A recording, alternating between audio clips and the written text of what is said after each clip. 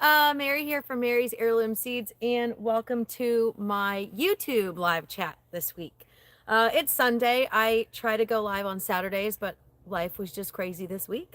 I'm taking a break from reorganizing the seed shot for 2026 to go live here and share some information about making your own, or growing your own, I should say, sweet potato slips. And I got Buster Kitty joining me in the garden this morning. There he goes. Hey, get out. Go, go. Hang on. You're not supposed to be in the garden beds. Go on. No eating my plants.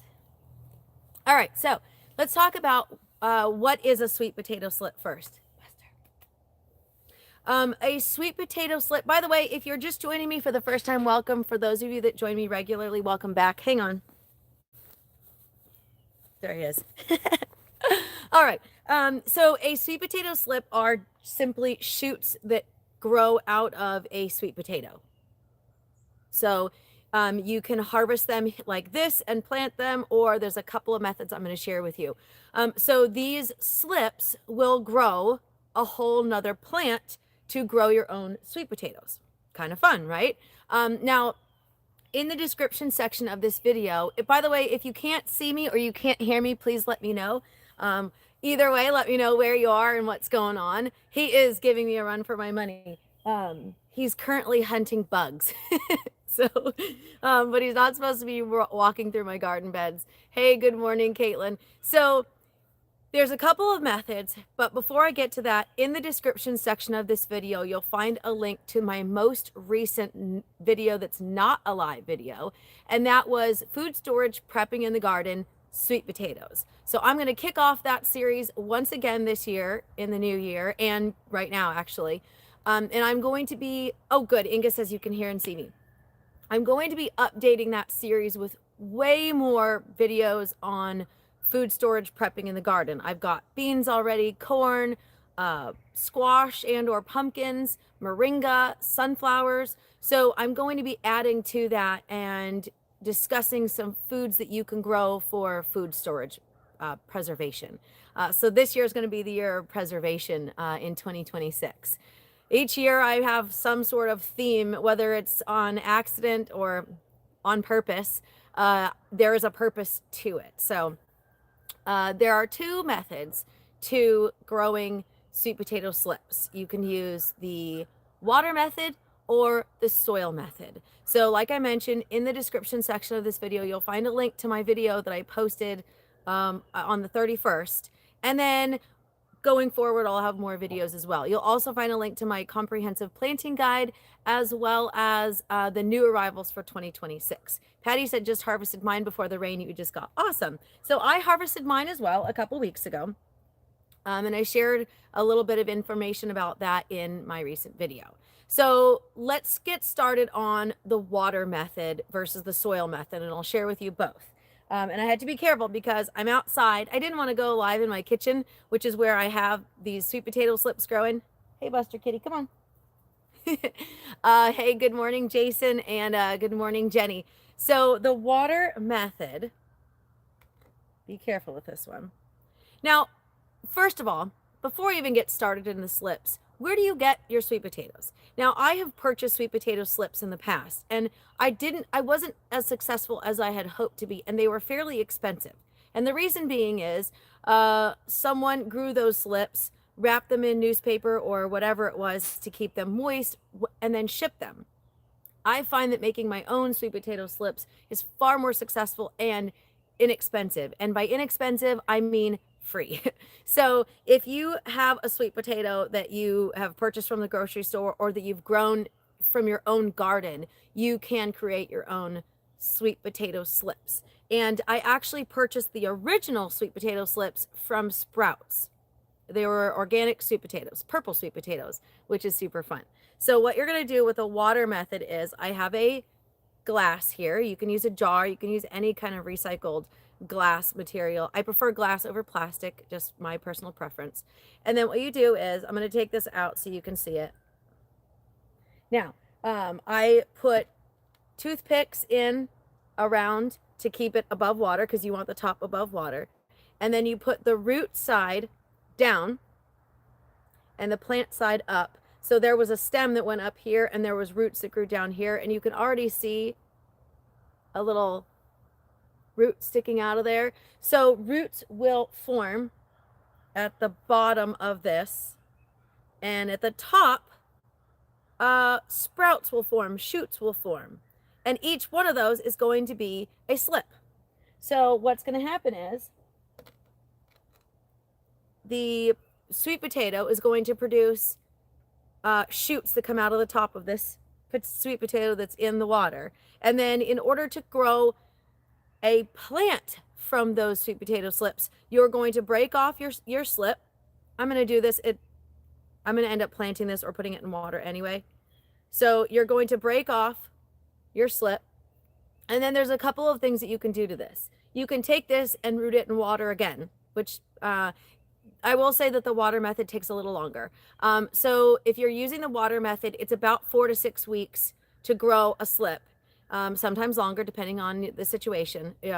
Heat, warmth is important. I put this jar on this glass in a sunny windowsill because that's the best way to do it. So from here, if you take this slip, you can actually, I wouldn't plant this right now. I'm going to make sure that my slip has plenty of leaves before I plant it, before I harvest it. So, but I'm just showing this to you as an example.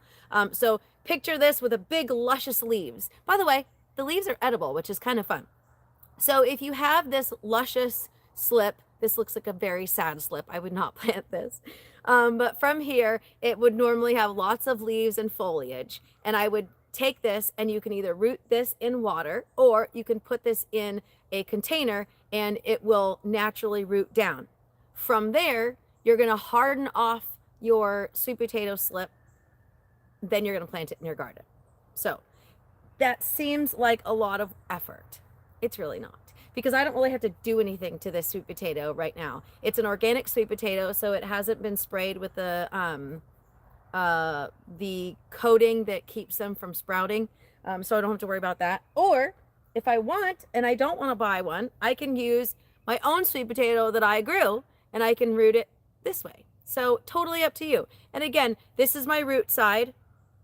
I can see the root coming out, the little shoot coming out, and then this is the top part that I would put going up. So just to recap with the water, you're going to put it in a jar. It's going to take about 4 to 6 weeks before it starts to have slips that you can harvest. And then from there, you're going to break off the slip, the stem, and you're going to root it in either water or soil, which is another 2 weeks. And then you're going to harden it off, and you're going to plant it in the garden. So that is the water method. And I prefer that because it's easy. I don't have to have anything special. I literally put this glass in a in a sunny windowsill, and I'm good. Inga says, I grew tiny sweet potatoes, really small and skinny because I planted my slips too late. Did not get them in until June or July. Can I still create slips from those small ones? Yes, absolutely. Hey, Julianne, thanks for joining us. You can definitely grow slips from your small sweet potatoes. In fact, rather than using the large sweet potatoes that I harvested, I'm going to use the smaller sweet potatoes that I harvested that aren't really, there isn't a lot of meat on them, and I'm going to use those to create my slips as well. All right, so let's talk about the soil method. So the soil method is the most common method. It's an easier, faster method, but it does require a little more extra. So we'll get into that as well. So for the soil method, you want to use a whole sweet potato, and you're going to lay it flat in a container or a tray. So in that case, I would take this whole sweet potato and I would put it in soil. So I'm going to grab a tray really quick.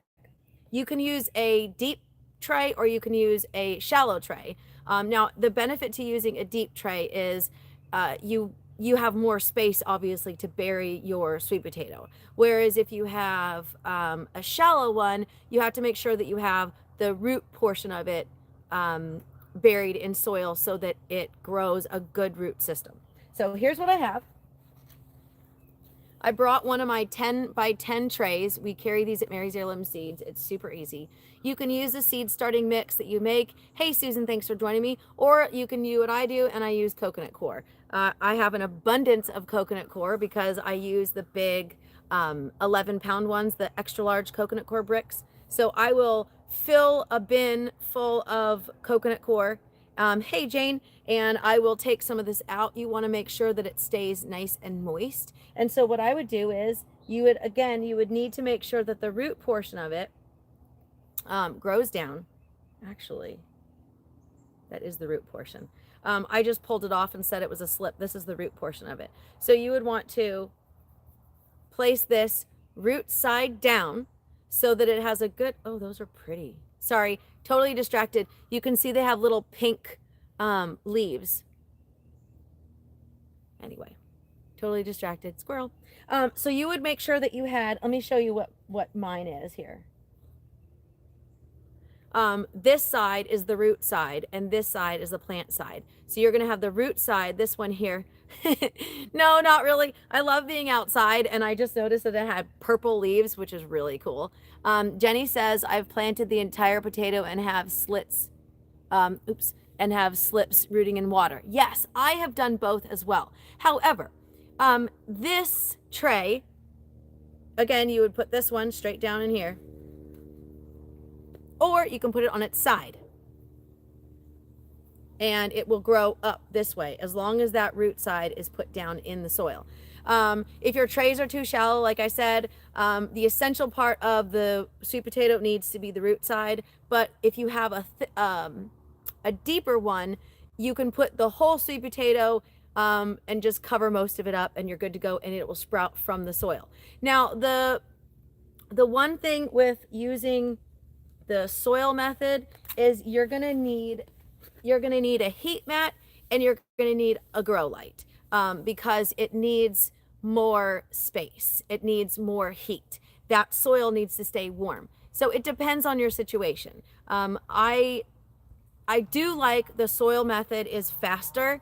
If you have a sunny windowsill or a greenhouse, you can also do that as well. You wouldn't necessarily have to have the heat mat and the lights. But again, the soil has to stay warm. That's really important. And if you're in a warmer area, so if you're in like South Florida, Southern California, where it doesn't have extreme cold temperatures, you can probably do this method outside. You wouldn't necessarily have to have it inside, and you wouldn't necessarily have to have the grow lights and everything. Inga says, do you get better results using this method versus slips? So here's another thing I've done. I've actually rooted in a glass and then planted the whole thing and didn't even do the slips. So it's totally up to you how you want to do it. The benefit to pulling slips is you can get multiple slips from a single sweet potato. Whereas if you plant your whole sweet potato, it's a one and done deal. So it just depends on your space. If you've got a lot of space and you want lots of plants, then that's going to be good for you. And I mentioned in my last video, I harvested well over 100 pounds from a single plant, and I didn't measure them. I didn't weigh them. Just off the top of my head, I had a good probably 15 that were almost a pound. So you're looking at almost 150 pounds if you have multiple slips and multiple plants. So if you figure one plant can get that big, you're like, wait a second, 15 pounds, 100 pounds? Oh my gosh. So I would say the one plant I got was about 100 pounds and it was in a half of a raised bed. So that's a whole lot. You have multiple slips. So if you've got, say, 10 slips and you've got 10 pounds, 20 pounds, 50 pounds per slip, it really depends on your space and how much you're growing. So you never know. So let me go recap real quick. So you've got the water method, you've got the tray method. A single one of these sweet potatoes, say, like I said, if you've got 10 slips, 10, 20, 30 per plant, you're looking at hundreds of pounds potentially, depending on your space. No matter what method you choose, whether you use the water method or the soil method, once you have your slips ready to go, or if you just use a regular sweet potato, you want to harden them off before you plant them in the garden.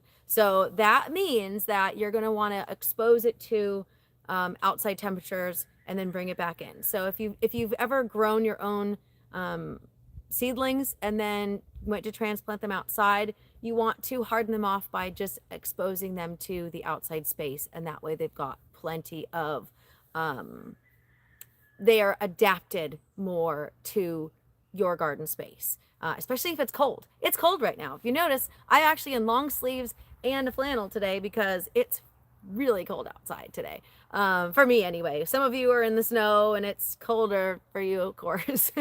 Inga says your beds are only made with your coconut coir, compost, castings, and root boost soil. So my raised beds are, yes, compost, perlite, coconut coir, and then I add root boost and azomite as my general stuff. Azomite is especially good for